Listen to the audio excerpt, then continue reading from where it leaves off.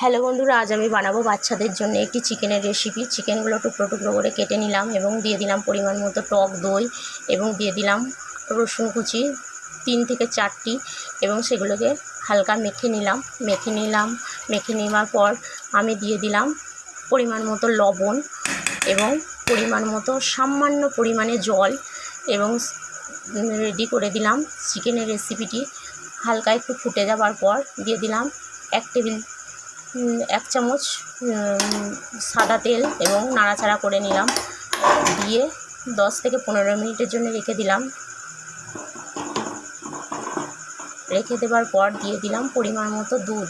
আপনারা চাইলে বেশিও দিতে পারেন, কমও দিতে পারেন। আমি অল্প পরিমাণে দিয়েছি। রেডি আমার চিকেনের রেসিপিটি।